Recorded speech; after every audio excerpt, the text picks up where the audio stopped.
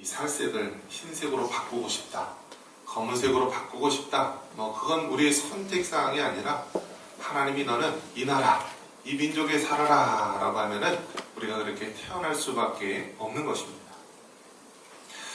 그런 면에서 하나님께서 우리 대한민국이라는 또 이 나라 민족에 태어나게 하신 것, 하나님의 놀라운 뜻과 섭리가 있는 줄 믿습니다.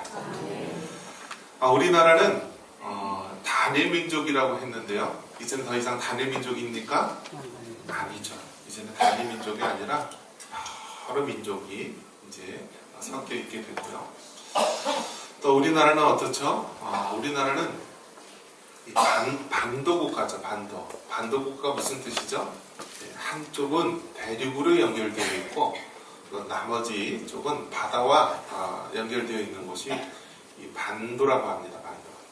근데 우리나라는 이 반도라기보다는 이 섬처럼 고립되어 있죠.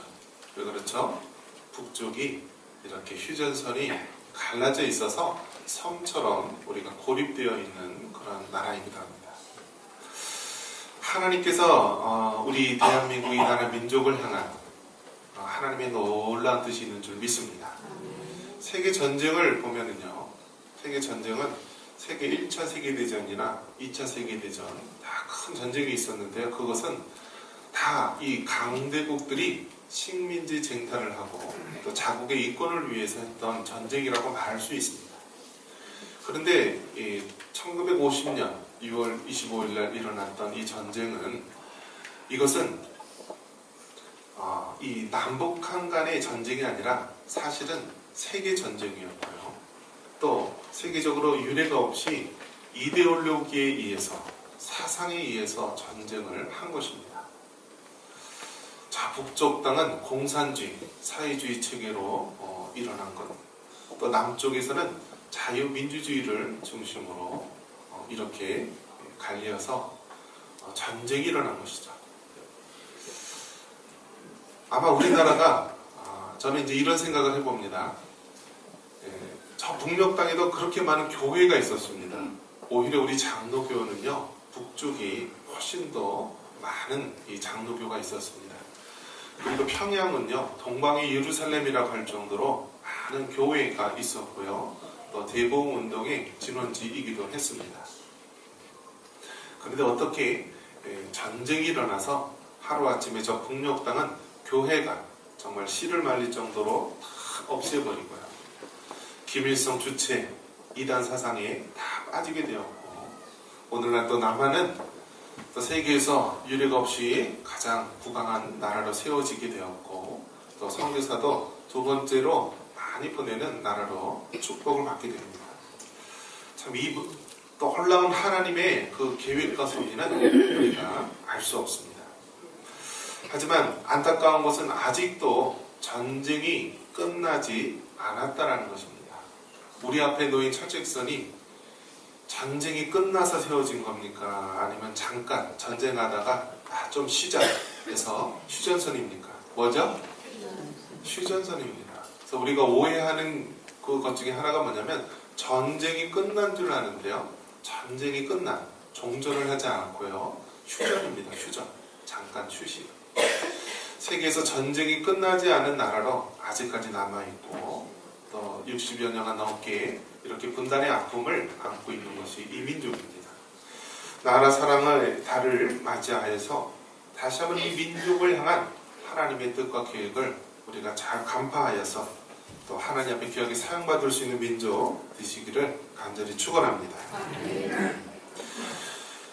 자, 그러면 우리 대한민국이라는 나라도 우리가 생각해 보면서 더 큰 범위에서 생각해 본다면 하나님 나라를 생각해 볼 수가 있습니다.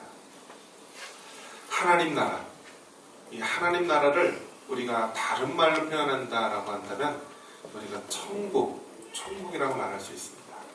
그러니까 우리가 천국이라고 하는 이 말 표현은요,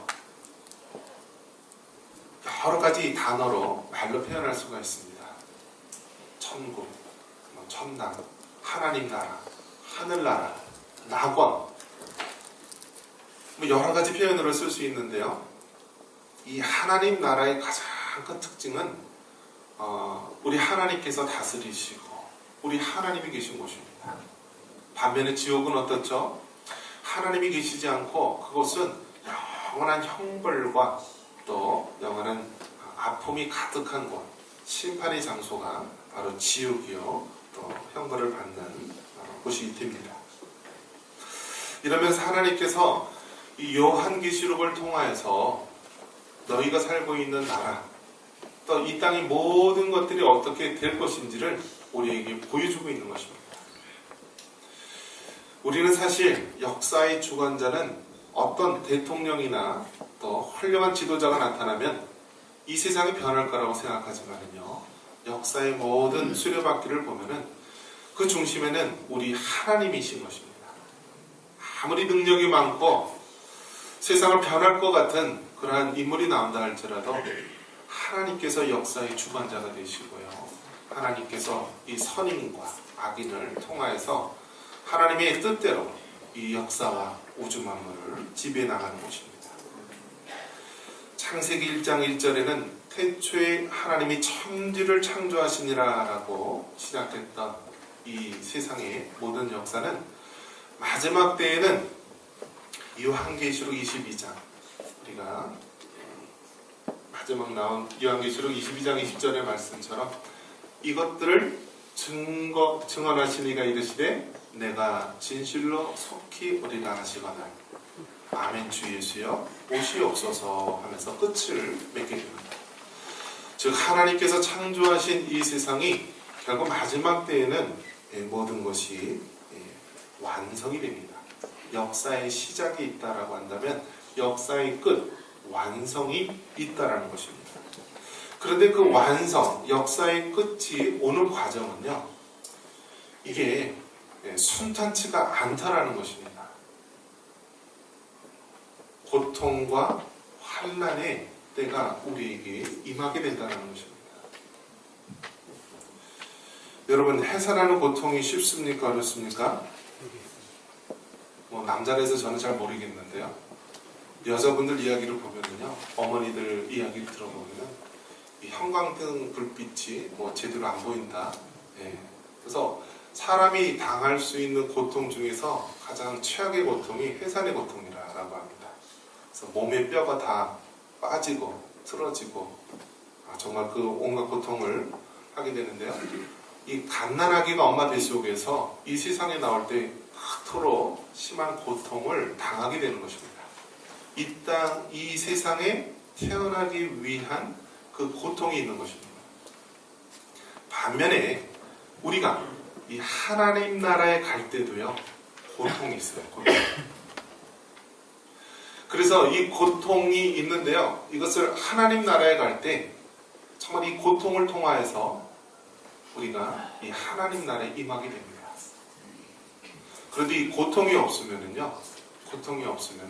하나님이 뜻하신 일들이 이루어지지 않게 된다는 것입니다. 그래서 우리가 이 땅에 살면서 새로운 나라, 하나님 나라에 갈 때도 그 고통의 과정을 거쳐야 되는 것이고요. 이 역사적으로도 본다면, 역사적으로도 세상 마지막 종말, 이 완성이 될 때에도 이 고통의 과정이 있다라고 합니다. 그것을 성경은 뭐라고 하냐면 환난이라고 합니다. 한번 따라해 보겠습니다. 환난. 그래서 여러분, 예수님 믿는다라는 것은요, 환난이 없게 한다라는 뜻이 아니라 이 환난을 잘 통과한다라는 의미로 여러분 받아들여야 되는 것입니다. 만약에 어떤 사람이 예수님을 믿으면 어떠한 고통도 안 받고 환난도 없고 정말 이 땅에서 잘 먹고 잘 산다 하면은 그것은 더 이상 복음이 아닌 것입니다. 그런 것을 기복신앙이라고 합니다. 예수님을 믿으면은요, 우리가 이 땅에 살기 때문에 똑같이 환난을 당할 수 있고 고통을 당할 수가 있습니다. 그런데 그 환난과 고통을 당하는 삶의 태도가 바뀐다는 것입니다.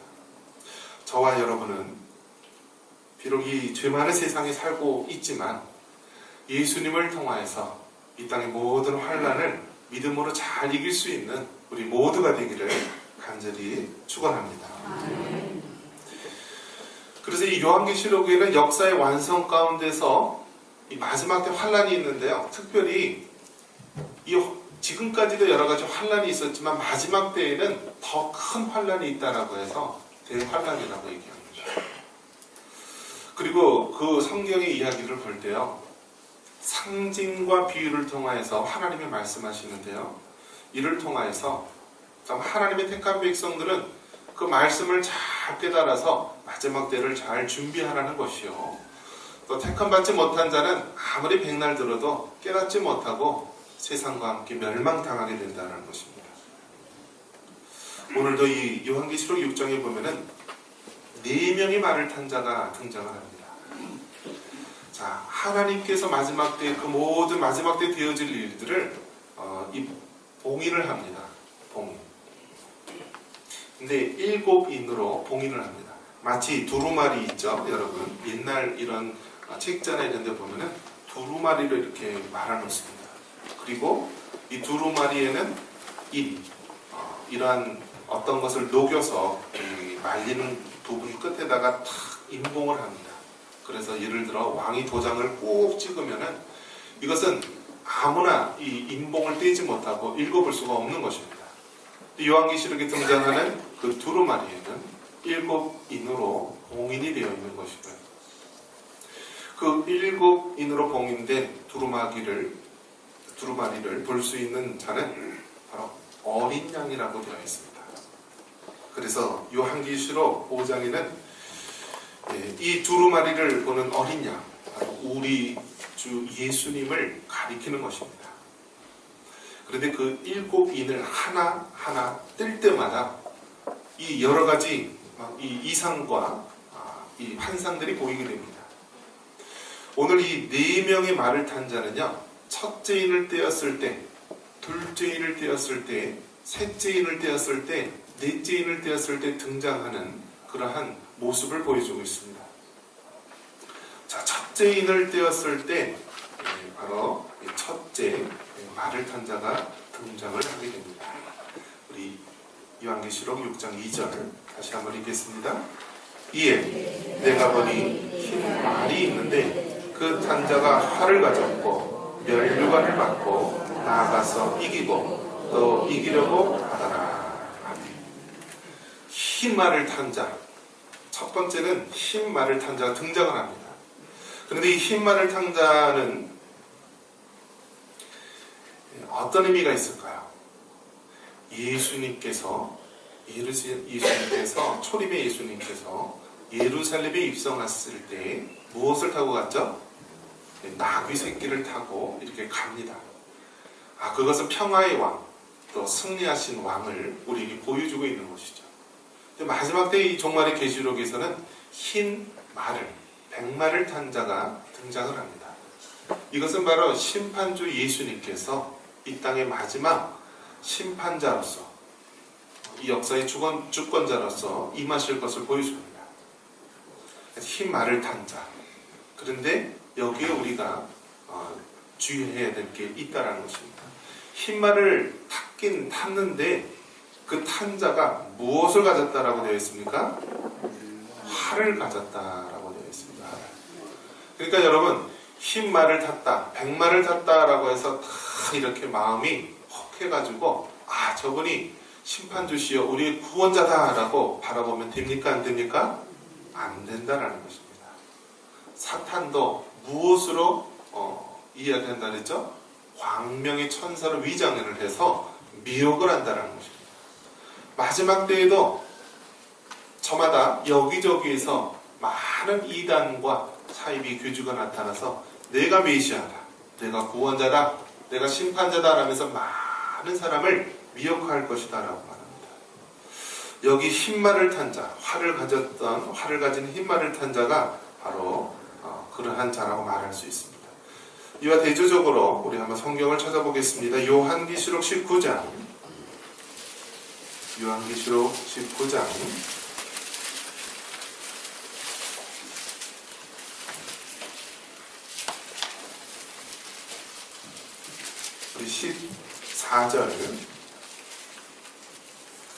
14절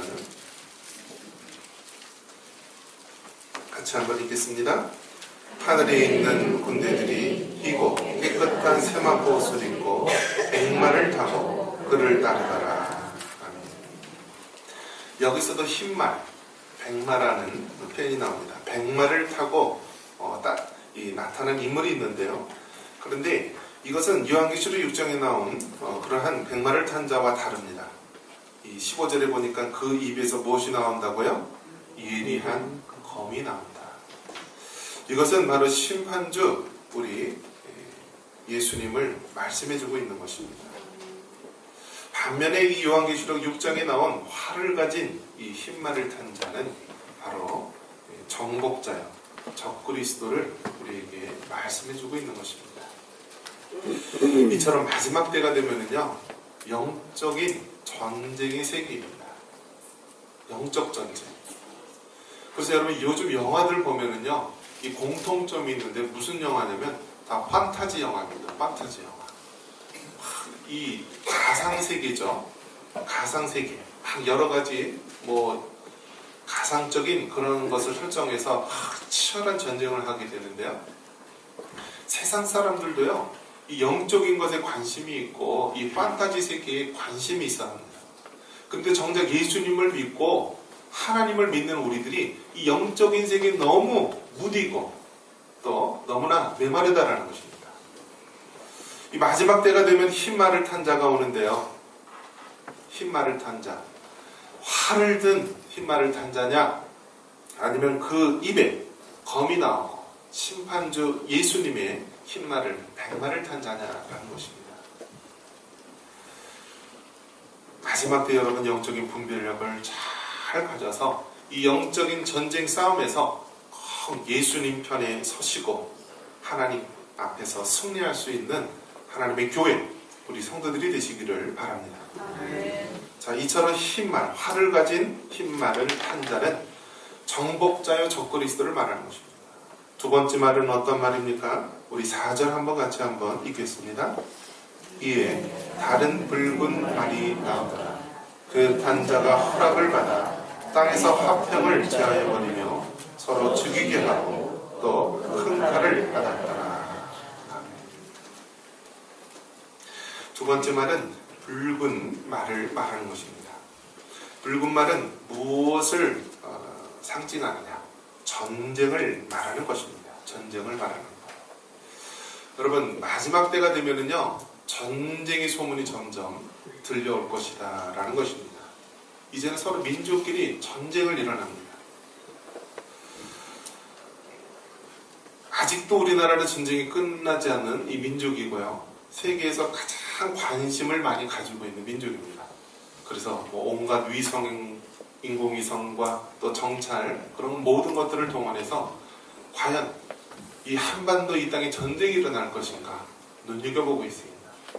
근데 성경적으로 보면은 가장 마지막 때에 또 전쟁이 일어날 그런 최고의 관심지가 어디냐 하면은 바로 이스라엘 땅입니다. 이스라엘 땅.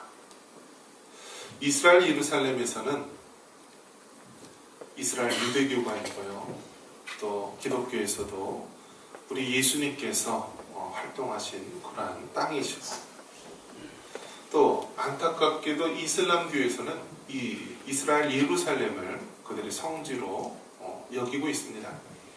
그래서 이스라엘 성지에 가보면은요, 그 이슬람 황금돔 사원이 있습니다.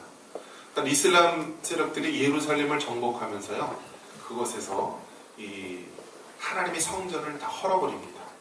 그리고 한쪽 벽만을 남겨놨는데 그게 지금 말하는 통곡의 벽입니다. 그리고 그 옆에다가 황금돔 사원, 이슬람 사원을 건축한 것입니다. 그러니까 늘 이스라엘 사람들은 어떻게 생각할까요? 때를 노리는 것입니다. 이것을 헐어버리고 그들이 말하는 이스라엘 성전을 만들고자 하는 것이죠. 근데 이슬람권에서는 어떻게 할까요?